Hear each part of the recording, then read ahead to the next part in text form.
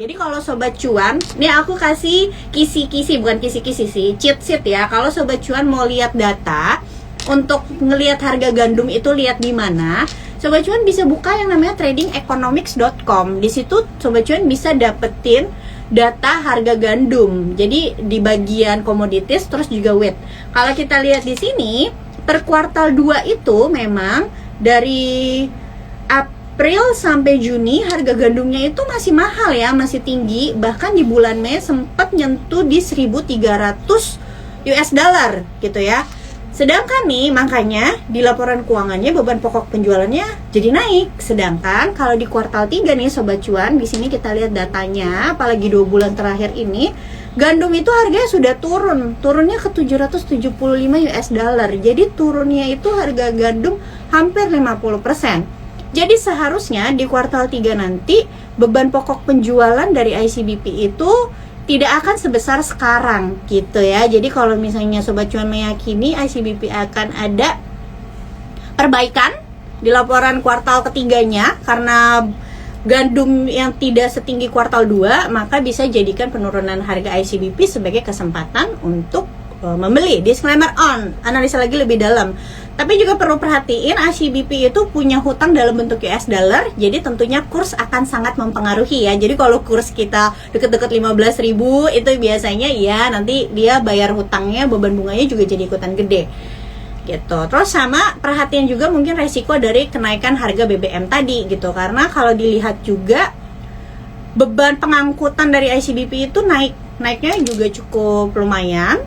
Karena ya itu tadi kita juga bahan bakar kan naik ya beberapa waktu terakhir. Nanti kalau misalnya lebih naik lagi, ini akan naiknya lebih tinggi lagi. Tapi masalah utamanya adalah tetap di bagian beban pokok penjualan, yaitu harga gandum gitu. Selebihnya harusnya masih oke. Seperti itu. Sama mungkin kalau teman-teman lihat ada biaya promosi dari ICBP itu meningkatnya juga cukup tinggi karena ICBP meluncurkan produk-produk baru. Biasa memang kalau perusahaan meluncurkan produk baru, mereka butuh dana untuk pasang iklan, promosi, dan lain-lain. Oke, pertanyaan selanjutnya. Ayo, kalau punya pertanyaan di kolom question box, nanti nggak kejawab loh. Oke, ini dulu ya. Mengingat banyaknya bad news bulan ini, serta menuju window dressing dan naik lagi untuk Januari effect. Sebelum Januari efek, kita window dressingnya itu justru biasanya ada di Desember ya. Ada di Desember. Desember baru Januari efek. Kalau menurutku biasa kalau Mei sampai September itu kan biasanya dibilangnya itu bulan-bulan koreksi. Tapi kan tidak sepanjang bulan itu kita koreksi ya. Kayak hari ini, bulan ini Agustus kita naik, kemarin juga cukup naik. Ada kemungkinan memang biasanya September tuh mengalami penurunan dulu. Kenapa? Karena kalau kita lihat blue chipsnya juga udah ada beberapa yang udah di dekat resistance ya, terutama kayak BCA, terus juga Bank Mandiri. Nah biasanya itu ada potensi untuk terjadi koreksi dulu. Ingat, koreksinya koreksi wajar, bukan kayak market crash dan lain-lain. Jadi kalau misalnya September Oktober ini memang ada koreksi, biasanya juga di bulan Oktober, 31 Oktober suka dibilang kan kalau pas Halloween itu harga-harga saham suka koreksi. Nah, bisa dipakai kesempatan. Cuma balik lagi, jangan market timing. Pelajaran yang selama ini aku pelajari hasil yang selama ini aku pelajari di market adalah gak boleh market timing. Jadi better kita masuk bertahap. Kalau valuasinya masih bagus, better masuk bertahap dibanding kita nunggu harganya kesekian ternyata belum tentu turun. Contoh misalnya BCA nih, teman-teman, pas kemarin turun ke 7.000, banyak orang yang nawar lebih rendah lagi. Nyatanya apa? BCA-nya sekarang naik 8.200. Akhirnya ketinggalan kereta. Kalau udah di atas pengennya FOMO gitu ya, baru belanja. Itu yang justru berbahaya. Seperti itu. Oke. Lanjut. Oh, nih, kenapa saham Meta naik terus minggu ini? Ini juga saham top gainers ya. Kayaknya 1 minggu ini, setahu aku yang aku perhatikan. Kenapa? Karena memang pertama, mereka mau ada corporate action ya, RUPSLB di bulan Oktober. Disclaimer on, nanti sobat cuan harus cari tahu lebih dalam. Yang kedua adalah berita tentang akuisisi jasa marga. Jadi akuisisi jalan tol jasa marganya itu yang jalan layang ke Cikampek ya. Tahu kan kalian yang kalau misalnya kita mau ke Bandung, jalan layangnya itu yang diakuisisi. Akuisisinya juga lumayan besar ya, kalau nggak salah 40%-an. Jadi Meta akuisisi jalan layang si Cikampek ini. Nah, akuisisinya ini pakai skema yang namanya leverage buyout. Jadi skema leverage buyout tuh apa sih? Jadi simpelnya seperti ini. Misalnya nih, teman-teman, misalnya aku dagang bakso. Terus misalnya aku mau beli ruko nih, ruko kedua. Aku mau beli ruko kedua, tapi karena aku tuh bisnis aku tuh bagus banget selama ini, selalu terpercaya gitu ya.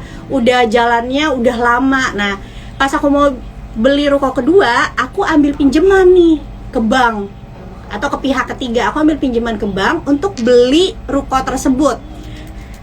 Artinya aku nggak keluar uang sebenarnya, tapi ruko tersebut sebenarnya nantinya mau aku sewain. Dari sewa ini tuh aku dapat duit kan. Ketika aku dapat duit, aku bisa bayar bunganya ke si bank. Itu versi simple dari leverage buyout. Nah, kalau untuk Meta sendiri seperti apa? Jadi ketika akuisisi jalan layang tol ini, akuisisi jalan layang tol jasa marga itu Meta pinjem uang dari dana pihak ketiga atau misalnya dari bank. Nanti dia akan akuisisi jalan layang tersebut, yang dimana jalan layang tersebut akan kasih pendapatan atau revenue dari mobil-mobil yang lewat. Nah, penghasilan atau revenue dari mobil-mobil yang lewat tersebut yang nantinya akan dipakai untuk membayar bunga kepada pihak yang minjemin dia duit. Artinya dia dapat aset jalan layang tapi gratis gitu, karena duitnya dipinjemin dari luar, dan ini pinjamannya itu jangka panjang dengan bunga yang rendah. Kenapa pihak ketiga bisa minjemin si Meta ini?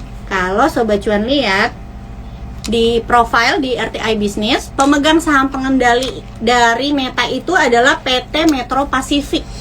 Jadi siapa PT Metro Pasifik ini? Ini adalah perusahaan milik Grup Salim.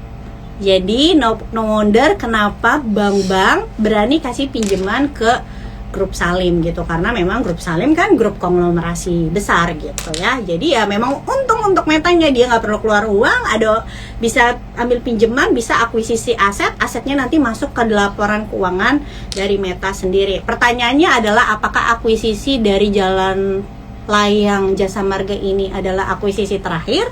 Jawabannya belum tentu, karena kalau misalnya teman-teman lihat di RTI Bisnis ya, bagian news itu aku baca sendiri, Meta sendiri juga lagi genjot project jalan tol.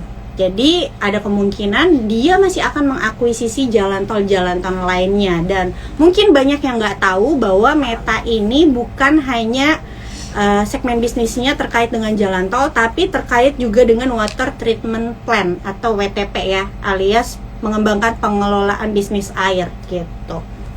Oke, jadi kalau misalnya pemegang saham pengendalinya Grup Salim, ya lihat aja, biasa memang tahun ini dari tahun 2020 sampai 2022 Grup Salim memang cukup aktif ya, masuk ke saham-saham, melebarkan bisnisnya seperti ke BBHI lewat Indolife, terus Pak Antoni Salimnya sendiri juga masuk DCII gitu ya.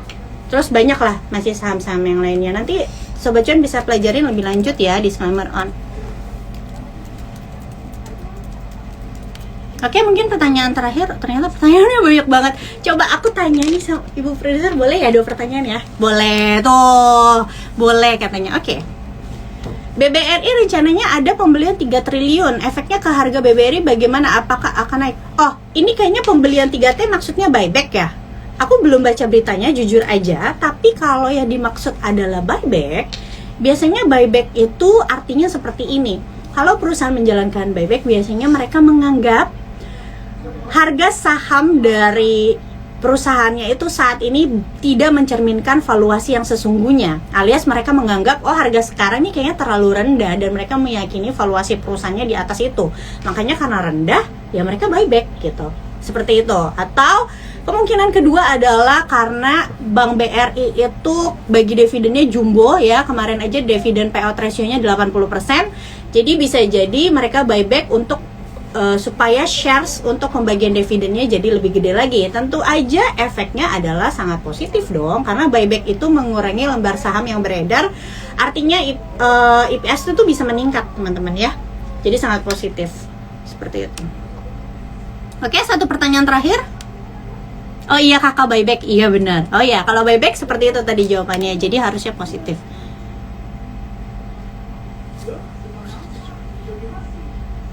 Bentar.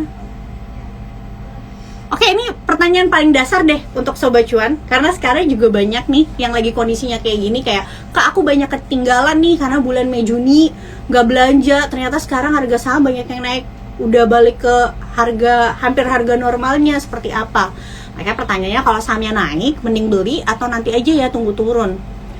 Balik lagi ke valuasinya. Kalau misalnya valuasinya dirasa sudah tidak cukup menarik, contoh kayak misalnya ini pandangan pribadi ya, BBCA, menurutku untuk sekarang valuasinya kurang menarik karena harga sahamnya sudah naik tinggi, sudah mendekati resistance, takutnya dia nggak bisa break out resistance malah terkoreksi. Better tunggu koreksi dulu. Jadi lebih baik mungkin cari-cari yang lagi terkoreksi. Misalnya kayak kita ada pernah bahas live juga kan, BBRI itu sempat lagging. Harusnya sebenarnya saat itu Sobat Cuan bisa perhatiin, move aja ke saham-saham yang kira-kira lagi koreksi dan masuk ke valuasinya. Karena ada juga saham-saham yang koreksi tapi valuasinya masih mahal. Jadi better kalau blue chips mungkin perhatiinnya lebih kayak ke BNI atau BNI, BRI, Telkom.